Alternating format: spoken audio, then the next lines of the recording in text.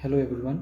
In this session, I'll discuss about cell, and mainly in this session we'll focus about the basics of cell and how cell is discovered and the cell theory in detail. So we all know what is cell. Cell is the fundamental structural and functional unit of all living organisms. This definition is not new to us. From class 6 standard onwards, we are reading about cell, and this definition is always common to us, that cell is nothing but the fundamental structural and functional unit of life. That means cell helps us to maintain all the function of our body, and it builds the structure of our body. So cell is not only for human beings, for each and every living organisms the life originates from cell. One cell will divide into two, then two to three, three to four, five, six. Like this way, they will divide and divide, and they will form some organs. Cells will form tissue, then tissues will form organs, then organs will form the ultimate organism. And this way, life begins. Okay, so if you consider the small unicellular organisms such as bacteria, virus, these things, and at the same time if you consider the micro to macro organisms, okay, it's multicellular organisms such as human beings, then different other animals are there. So all these are made up of what? Cells. In case of unicellular organisms, we already know uni means one. So in case of unicellular organism, we have one cell. In case of multicellular organism, we have more than one cell. Okay, multiple cells are there. So this is a basic concept from our previous class. We'll just elaborate it a bit further than our previous class. In class 9, there we have read in detail about cells. So in 11th, we'll just explain the things of class 9 in a more efficient and higher level. Okay, we'll take it to a bit higher level. All organisms are formed of cells, and new cells develop from pre-existing cells. So these are just some presumptions from your cell theory, that all organisms are made up of cells, as I just explained. And from where this cell comes? All cells comes from some pre-existing cell. That means if there is one cell, from this it will divide to two, then this two will divide to another two. Okay, in this way cell divides.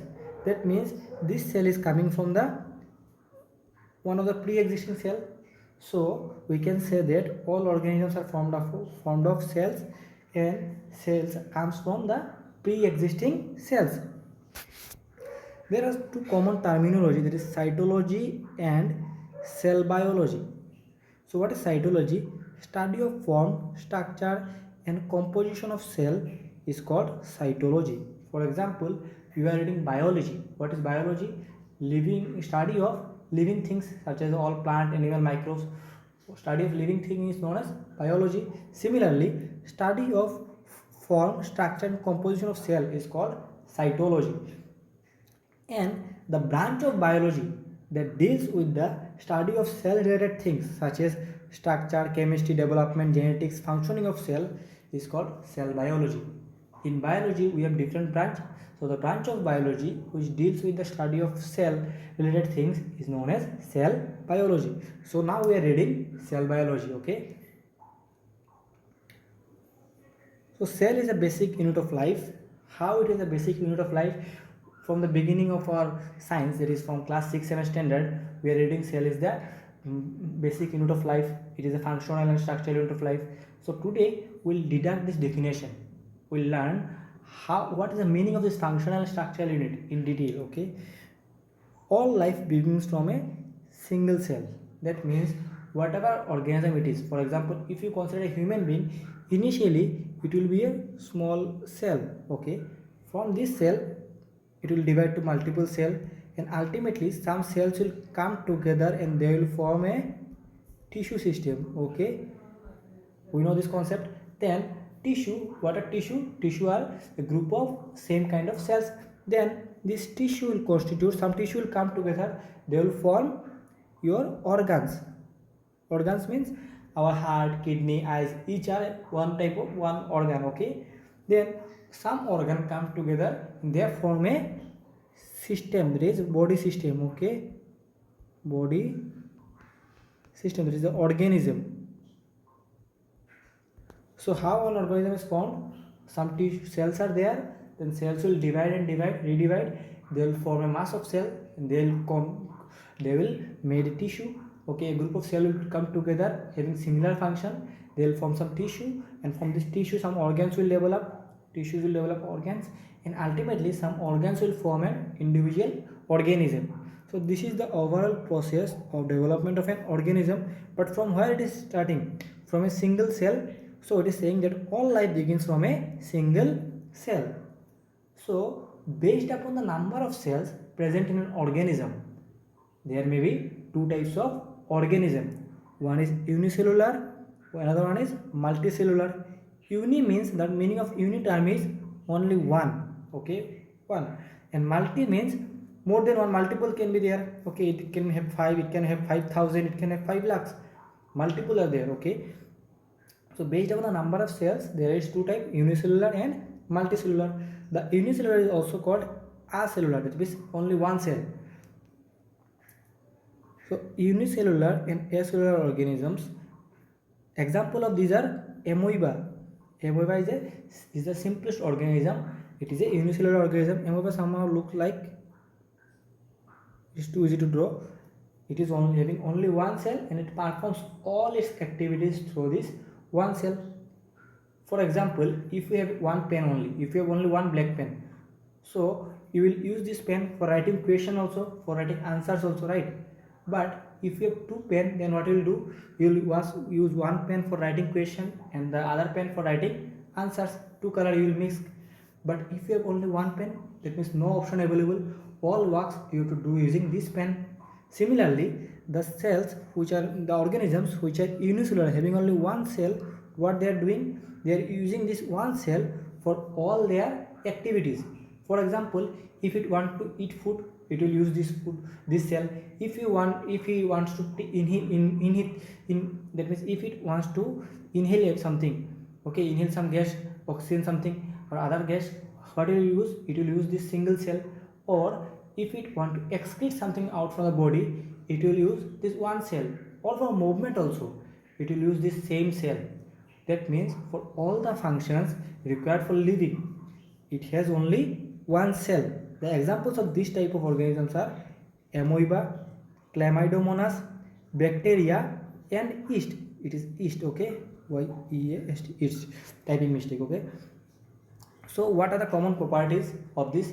Technically we will read it now, but I have already explained. For all the functions, it will use the same cell. So capable of independent existence.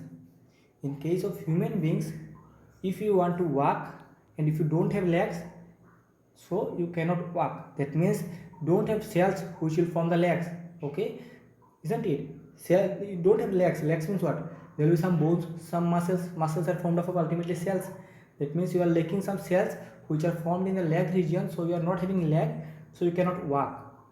But in case of this organism, it is not dependent for anything for leg. It is not dependent on leg for walking. It is only one cell. For movement, it can use this cell. For eating, if you don't have tongue, you can't speak. You can't, for example, if you don't have teeth, you can't eat properly. But what happens in this case? It has no specialized cell for eating. It is only one cell. It can perform all activities. So it is independent of something. You are independent of your hand for holding something, but it is not you are dependent on your hand for holding something. But this organism, being a unicellular, it is independent, okay, able to perform all the essential functions of life. And these organisms are able to perform all the essential works required for living by itself only, not dependent on anything. Okay, anything less than a complete cell can neither lead an independent existence nor perform all the functions. So the smallest thing that can live on this earth is a unicellular organism. There is only one cell organism. If any organism is less than one, that means if something is having less than one cell, that means a broken cell, a damaged cell, or a half cell, it doesn't exist. But for example, I am saying that if any organism is having less than one cell, it cannot just live, okay, it cannot just survive. Next is multicellular. That is the second type. Multi means more than one cell. So the first example of multicellular is human beings. We have more than one cell. So in case of human beings, how many cells we have? Can you imagine? A newborn baby has 2 into 10 to the power 12 cells. Just imagine the figure, 2 into 10 to the power 12. If you just deduce this one after 1 2 3 4 like this, you write 12 zeros and think how many cells we have. Not an adult, just a newborn human infant, just a baby. And when the baby increases, okay, in weight and in age, it develops, okay, along with time. When it becomes 60 years, that means a 60-year human have 10 to the power 14 cells. This value is equal to 100 trillion. 100 trillion. Okay, just imagine how many cells we have. It is impossible for a person to count 100 trillion. It will take years after years to count this much value. So in one side amoeba is having only one cell, and on the other side we human beings are having 100 trillion cells. That means we are more advanced. Obviously we are advanced. So what happens, you may think that the unicellular organisms, they are simple, so they are having small cells, and as we are multicellular organisms, we may have big size cell, but it is not true. Instead of having large organism, instead of having large size cells, we have higher numbers of cells. The cell size will be same, there will be no change in the cell size. For example, if you have a, for example, if the cell size of amoeba is 10 micron, okay, 10 micron, then that of a human will be 10 micron. The size will be similar, okay, for the same type of cell, and the number will differ, not the size. Cell size will not differ, only the number will differ. Human body on an average have 200 types of cell, okay. Human body have 200 types of cell. Some common cells, what you know already from the previous classes, blood cells are there, right? RBC, WBC, there is red blood cell, then W blood cell, then muscle cells are there, nerve cell, neuron. In the last class 9, 10 you have read neurons. Neuron cells are there, then fat cells are there, bone cells are there, then connective tissue cells are there, then gland. In our mouth we have different glands. In digestive system we have glands, the gland cells are there, then germinal cells are there, then pigment cells are also there. So there are different types of cell, okay, in our body. On an average a human being have 200 types of cell. So this process I have explained, but how it is occurring in case of multicellular? Initially of cell, from cell will form, some cell will come together, they will form tissue, then some tissue will form the organ, and from organ some organ will form the individual organism. So this is the process in which a multicellular organism develops, okay. Next, what I say that will justify the statement that cells are functional and structural of life. So far you have got a clear idea that cells are structurally developing the human beings or the different or the other organisms, because in case of unicellular, there is amoeba also, there is only one cell which is doing all kind of work. That means all functions and all structures based upon this cell. And in case of human beings also, if you don't have cells for making your muscle of hand, you will not have hand. That means for governing your body structure, cells are important. So cells are the structural unit. And for functional purpose also, muscle cell, nerve cell, you need to transfer any message. If you touch any hot object, your body needs to your nerves needs to transfer this message to your mind. That means functioning is also dependent on cells. Nerve cells are doing the transferring the message. Then for movement of your hand, your feet, okay, for movement, for walking, for running, you need to move. There, who will perform this activity? The muscle cell will perform this activity. That means for functioning of your body also, muscle cells are governing. That means ultimately cells are governing the functioning and structure of your body. That means now we can justify the statement that cells are the basic, fundamental, structural and functional unit of life. Some other properties of cell: the activities of an organism are actually the sum total of activities of its cell. So whatever activity you are doing, for example, you are holding a ball. So you are thinking that your hand is holding the ball, but ultimately who is holding? Think about it. In your hand you have muscle, in muscle you have muscle cells, in skin you have some cells which will form your skin. In bones, you have bone cells, and ultimately the collective action of all the cells is resulting to hold the ball. Your hand is holding, you are looking at your hand and you are thinking, okay, your hand is holding, but your hand is made up of what? Your hand is made up of cells, all kind of cells. Bone is made up of cell, your muscle is made up of cell, your skins are made up of cells, your nails are even result of different action, cellular action. Okay, that means every action whatever you are doing is a result of cellular action. Cells are totipotent. So what is the meaning of this term totipotent? This is very important term, remember. Okay, totipotent means sometimes, okay, I'm giving you an example to explain this. Sometimes we have seen that if you throw a seed outside, okay, after eating mango you are throwing a seed outside, or from some leaf or from some pea seeds also, sometimes you have seen the entire plants develop. How this is occurring? You might ask this question. Okay, this question might come in your mind, how this process is occurring, how everything is occurring in such a way, organized way, that from a simple seed the whole plant is developing. This is due to the reason that we know plant cells, mainly plant cells, are totipotent. Totipotent is a property from which a single cell from which multiple cells will develop, and ultimately these cells have the capacity to develop a complete organism. That means this is a property of cells, okay, by which cells will divide and redivide and they will form a organism. This is the concept which is used in tissue culture. You have heard the term tissue culture. Then other terms, test tube babies. So there are, this concept are used over there. Okay, tissue culture is totally based on the totipotent concept, cellular totipotent concept, and this totipotent concept is directly linked with your plant.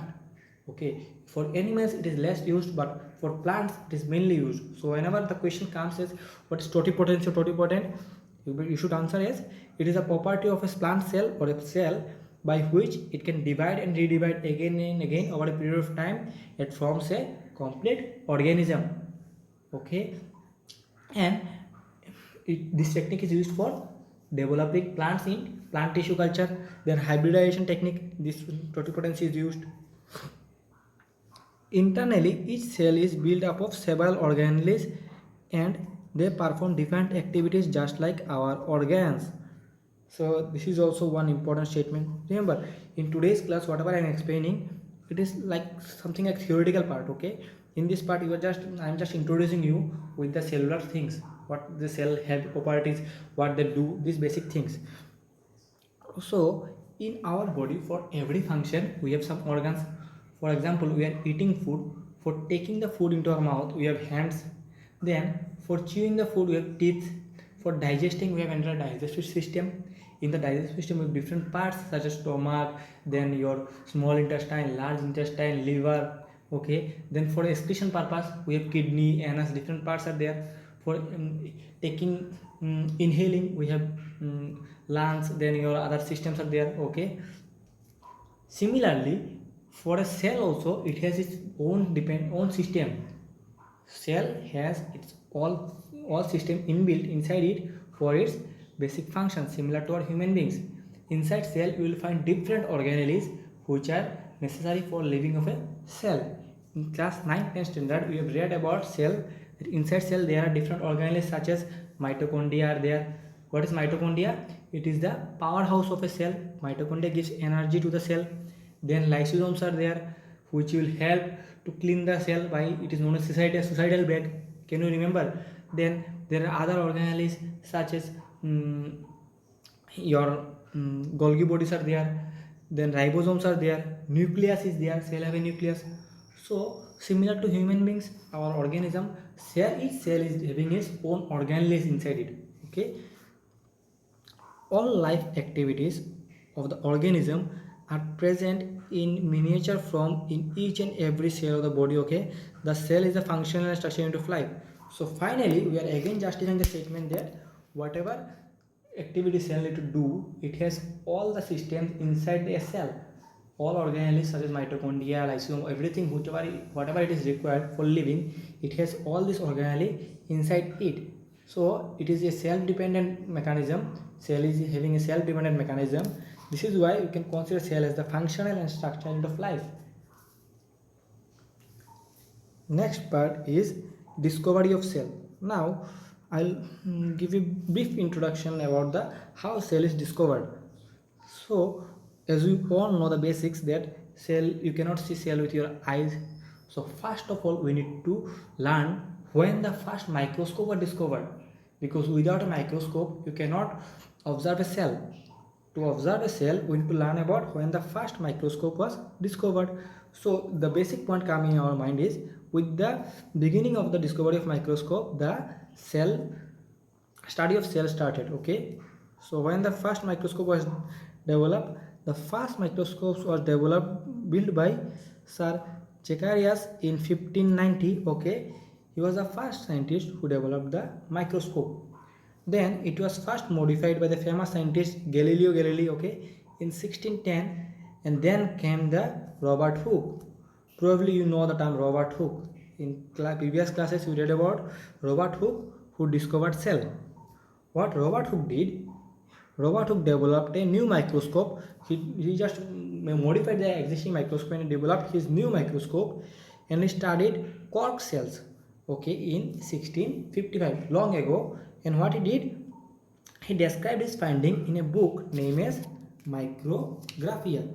Okay, at that time also there were some scientific journals and books are there. So he described his all his finding in the book named as Micrographia, or its translated book name is Some Physiological Descriptions of Minute, okay, made by magnifying glass with observation and inquiries upon, okay, thereupon.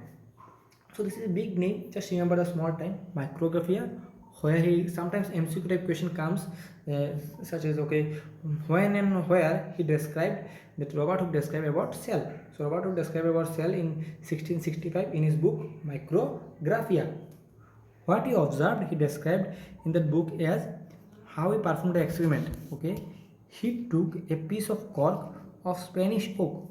He took a piece of cork, okay, you know cork. So he took a cork piece of the plant Spanish oak and prepared thin slice and observed under microscope. At that time, there was no laboratory techniques were there to develop slice. So what he used sharp pen nibs. There are some nibs, okay, which are known as sharp pen nibs in the ancient time. That is, they look like pen and they used to cutting purpose. For example, you have seen the glass cutting pens. So this type of pens are there, sharp cutting pens. Okay, so he used those kind of pen to prepare a slide, and he observed under microscope. What he found, it was really interesting to know that he found some honeycomb like structures. You have seen honeycomb, like these structures, okay, like this structure. He found some honeycomb like structures with number of box like compartments. So there are honeycomb like structure. If you can look at this, see there, these are box like structures, okay, each having a pore and separate from others by diaphragm. That means each of these having some pores. There will be some pore like things are there, okay, inside this box. If I magnify this, inside there are some pore like this, and each are separated from the other by some wall, you can consider. Okay, the name of the compartment is, he named this as celluli. So at that time he didn't know the cell term, so he named this as celluli, and from this term later on the term came cells. So can you just elaborate this diagram? Can you just elaborate this diagram? If you look at this diagram, because at that time microscope was not developed, so he saw the square type cell, okay, and we know plant cells have rigid shape because they have cell wall. So whatever he is considering as diaphragm, we can consider this as cell wall, and whatever he is considering as hole or pores, these are what they have seen some dot spots are there, and this will be the probably the nucleus, right? This will be the nucleus, and this diaphragms will be the walls probably, and this will be the nucleus. Okay, so we can assume from this, because we know the basic concept that cells have a nucleus and cells have a cell wall. Proceeding to next came Leeuwenhoek. Okay, Leeuwenhoek in 1673. What he did, he first observed, described and sketched Okay, he describe and sketch a free living scale. So what our Robert Hooke did, Robert Hooke just observed and he wrote a book. But technically everything was observed, described scientifically, and a diagram, available diagram for cell was first given by Leeuwenhoek in 1673. Then subsequent development came over there, such as Robert Brown in 1831 discovered the presence of nucleus in the cell of orchid roots. Earlier, just one slide back, what I have said that Robert Hooke, what he did, he observed cells, cork cells, and what he postulated that they have some spots. Okay, spots are there. Now, after so many years later, that is in 1665, from 1665 to 1831, after so many years, Robert Brown postulated that nucleus in the cell. Okay, nucleus is present in the cell. That means those pores or dots are the nucleus. After so many years, he is describing. Then Secleden came in 1838 and Sequan. These two scientists are just next level genius. Okay, they just dramatically changed the entire concept of cell. They found all plant cells to have similar structure, cell wall, a clear jelly-like substance, and a nucleus. Now think about basic concept of cell. So you will understand everything by yourself. Cell wall, that means he studied plant cells, so he postulated that plants have a cell wall. Jelly-like substance. So what is this? We know in a cell there is protoplasm, then cytoplasm. So he observed cytoplasm and protoplasm. Okay, and he named as jelly-like substance because at that time he didn't know about these terms. And he also observed nucleus. Okay, although these were discovered earlier in 1831, he observed and he reported it. Then Sequan in the same year he did his work on animal cell, and he saw that animal cell lack cell wall. We know that animal cell do not have any cell wall, but plant cell have. And he also observed instead of cell wall they have a boundary made up which is known as cell membrane. So far, so many development have occurred in the field of cell biology, and subsequent development led to the development of cell theory. Okay, so I guess I should stop now because time is a limiting factor here. So this is for today. Probably in the next I will explain the remaining cell theory. So far if I conclude, today I will explain about what is cell. If in one sentence we can conclude that cell is the basic structural and functional unit of life. All our basic function of our body and structure of our body is due to cells. Without cells we are nothing. There will be no existence of human beings or any organism without cells. Okay, then in discovery what we have learned about when the first microscope was discovered by Sir Zacharias in 1590, then subsequent modification by Galileo in 1610, and in 1665 the genius came, that is Robert Hooke, who studied the cells of cork cells, and he wrote a book named Micrographia. He explained how these cells look like box compartments, and there will be some dot ports are there. Okay, there will be some diaphragms like structures will be there which will differentiate one from the other. And then in the later period, Sir Leeuwenhoek came in 1673, and he scientifically described, he have given sketch diagrams for everything, from which the study gone further. Okay, then different genius scientists such as Secleden and Sequan came in 1838 onwards, and they have given different new insight to the cell biology sector, and they have given many contributions, such as they have developed the concept of cell theory. Okay, they have also described how cells, plant cell and animal cell differ from one another. They have developed the concept of cell wall, then cell membrane, then jelly-like material which you know today as that is your cytoplasm and plasmodium. Okay, these things. So this is up to for today in cell theory. The next topic was cell theory. Probably in the next I will explain. Thank you.